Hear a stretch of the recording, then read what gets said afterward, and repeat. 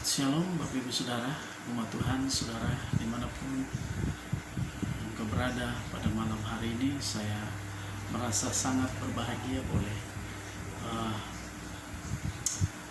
dapat berbagi kebenaran firman Tuhan ini bagi setiap saudara. Saya membuat video ini karena saya merasa terpanggil dan benar-benar merasa ada sesuatu yang sangat penting yang saya harus sampaikan bagi setiap saudara, sehingga ini menjadi fokus yang sesungguhnya harus menjadi fokus kita hari-hari ini.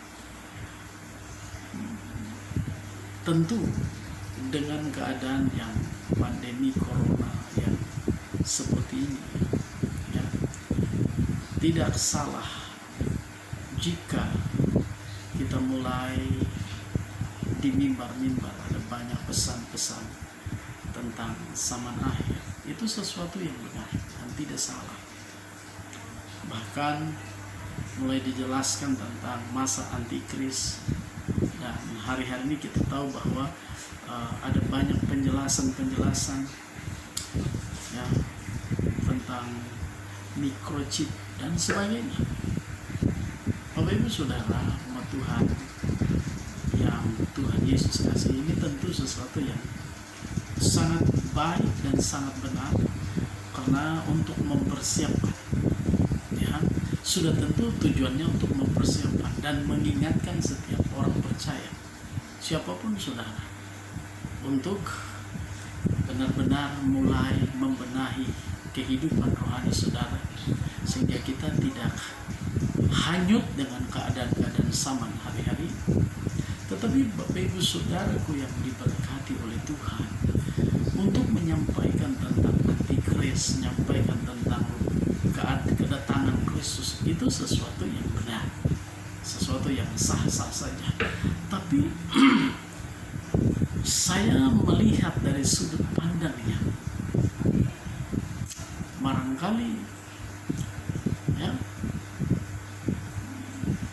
perlu untuk kita renungkan kembali mana yang penting, mana yang lebih utama.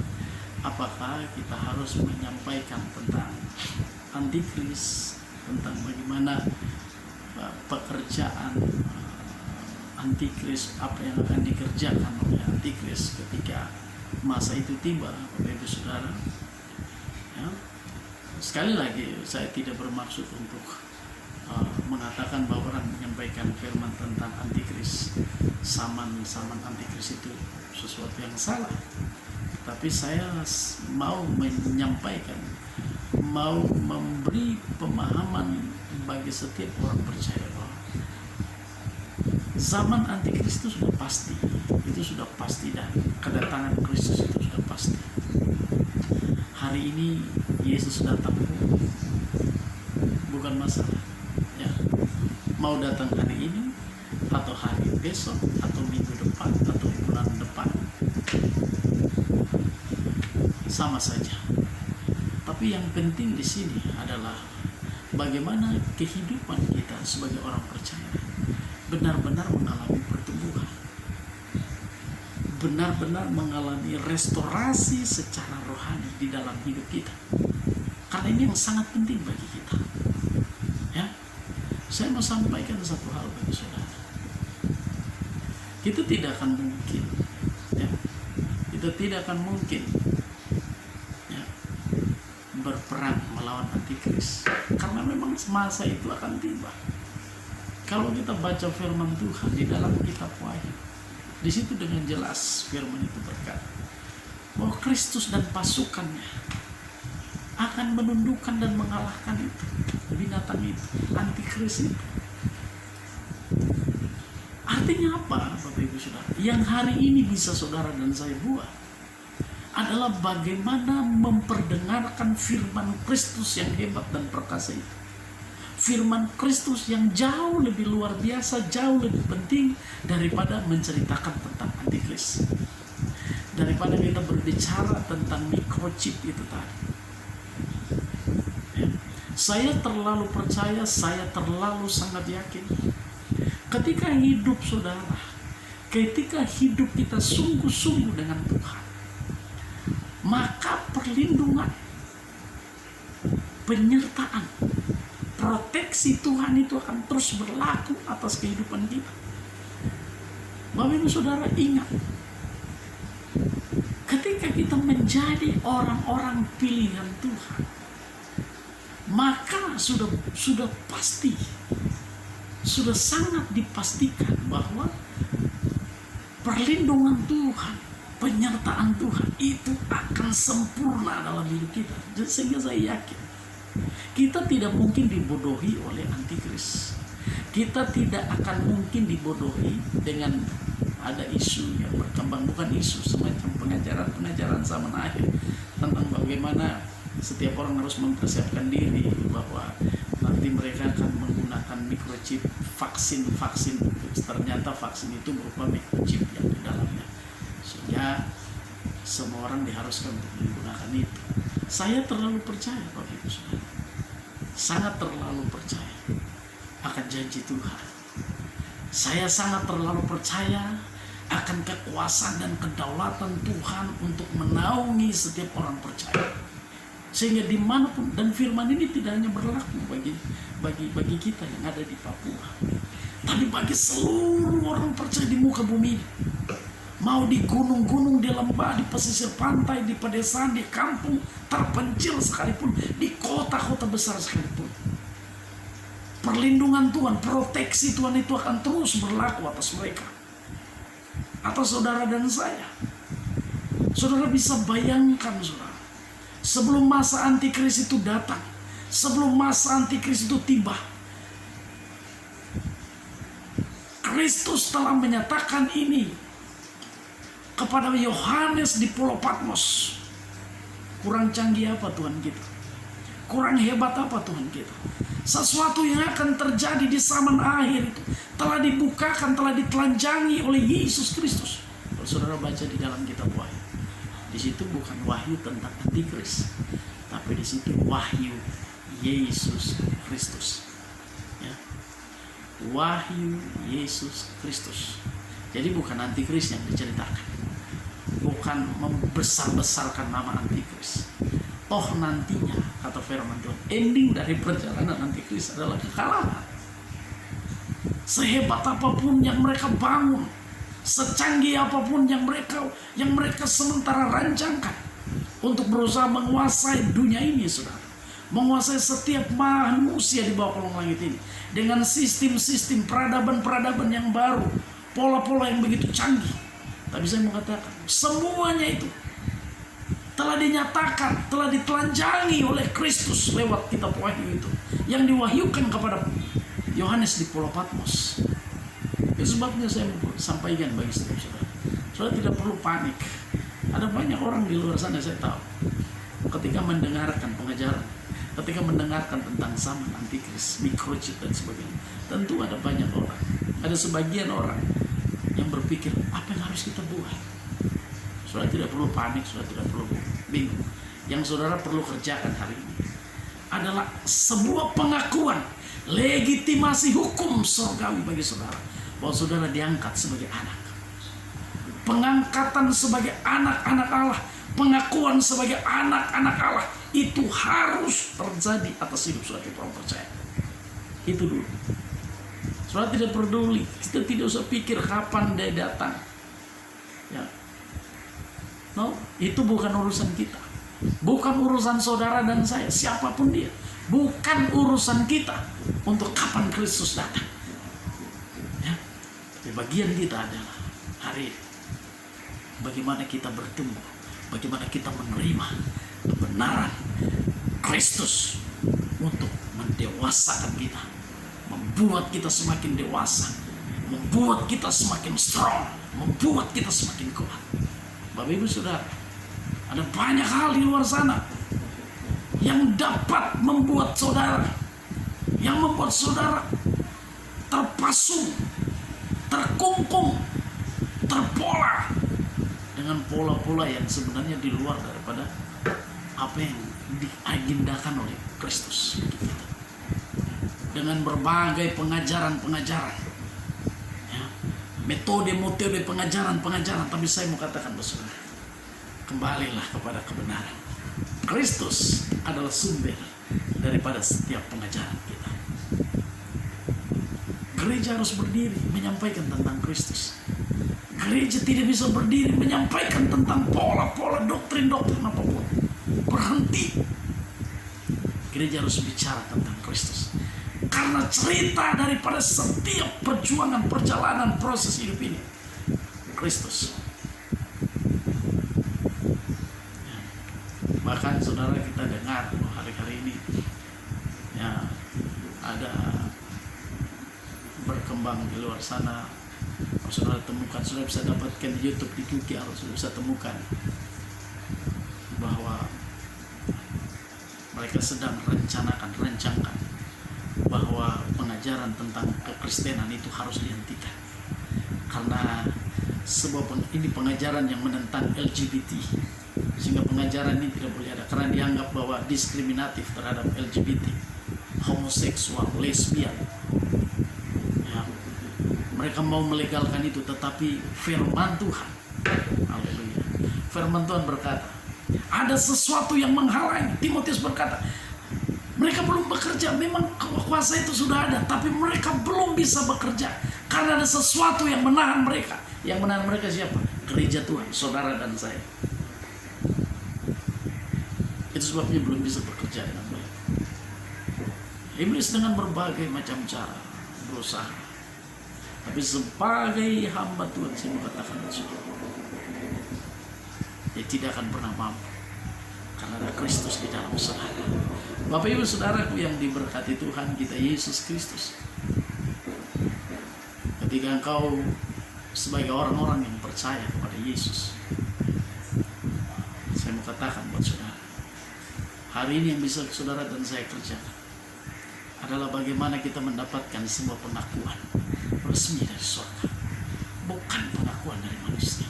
Makanya hari ini saudara, jangan cari pengakuan manusia, jangan cari perkenanan manusia, karena itu akan sia-sia bagi saudara.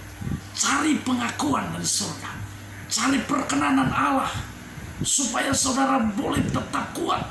Kadang firman Tuhan berkata di dalam Ibrani pasal 12 ayat 27, semuanya akan digoncangkan supaya tinggal tetap apa yang tidak tergoncangkan.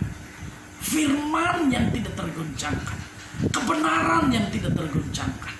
Sebabnya berpegang, mencari perkenanan Tuhan, mencari perkenanan kebenaran Allah. Engkau hanya bisa temukan ketika engkau menerima firman, engkau hidup dalam kebenaran, menghidupkan kebenaran, menerima firman Tuhan dalam hidup. Sehingga firman itu merestorasi rohmu. Amin. Merestorasi apa yang ada di dalam, bukan ada apa yang ada di luar. Haleluya. Allah lebih tertarik kepada apa yang ada di dalam, bukan ada apa yang ada di luar. Saya tidak peduli apapun kata orang, saya tidak peduli apapun penilaian orang tentang. Sudah pasti Bapak Ibu Saudara, Yesus saja yang berbuat baik seperti itu saja masih tetap dicela. Rasul-rasul yang mati-matian untuk Kristus, untuk bagaimana setiap orang dimerdekakan dalam Kristus, itu pun masih bisa difitnah. Ya.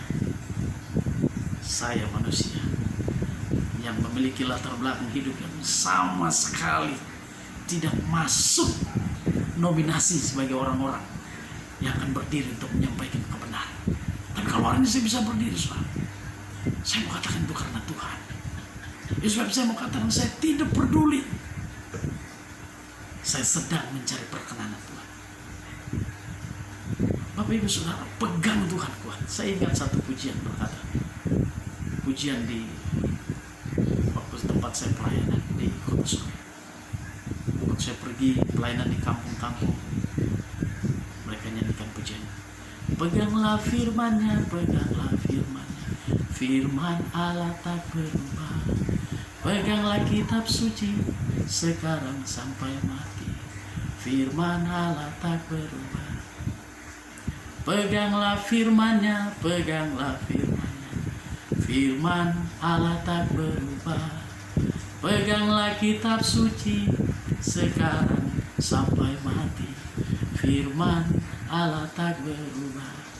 Injil yang heran mau diwartakan buat saudara dan buat saya.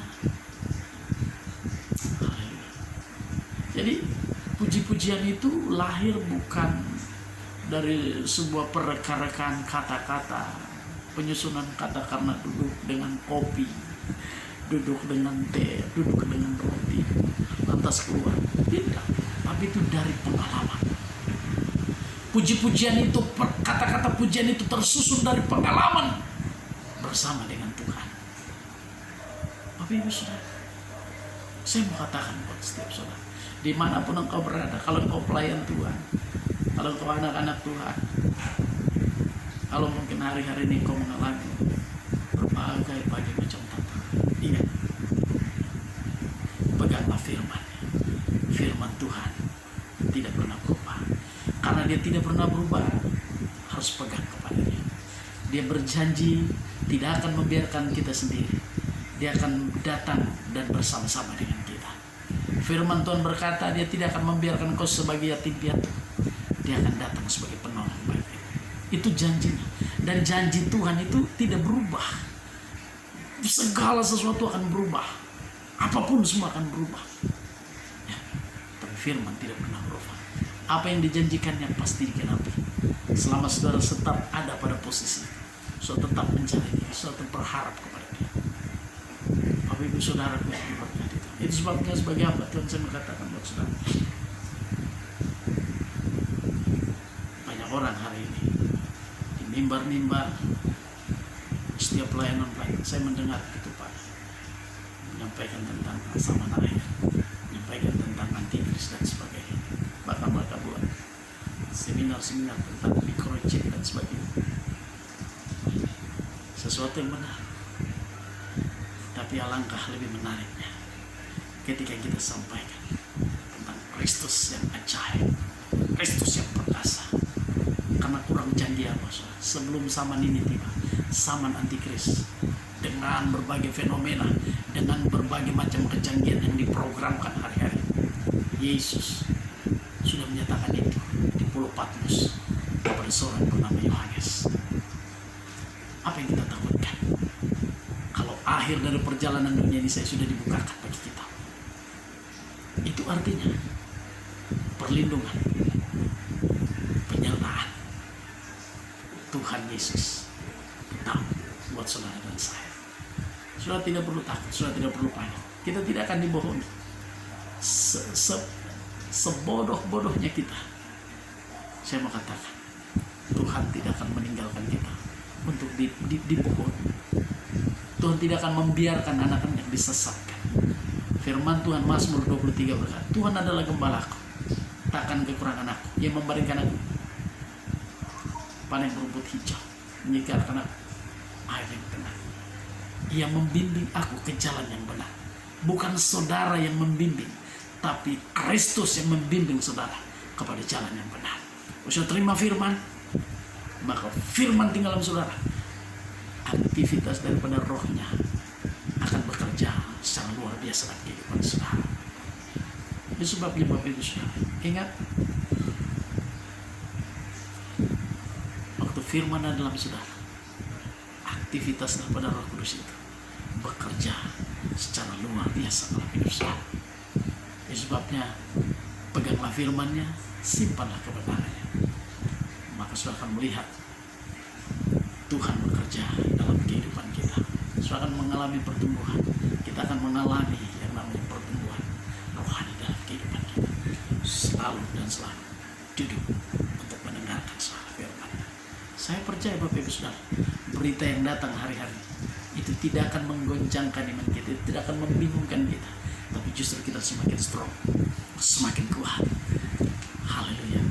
Sebabnya Bapak Ibu Saudaraku yang diberkati Tuhan kita Yesus Kristus, sebagai hamba Allah dari tempat ini, saya berdoa bagi setiap saudara, biar semakin hari Tuhan sedang semakin menumbuhkan iman, percaya saudara, kepada Tuhan, sehingga di dalam keadaan apapun kita selalu berharap dan percaya kepada Dia. Tuhan memberkati kita semua. Shalom.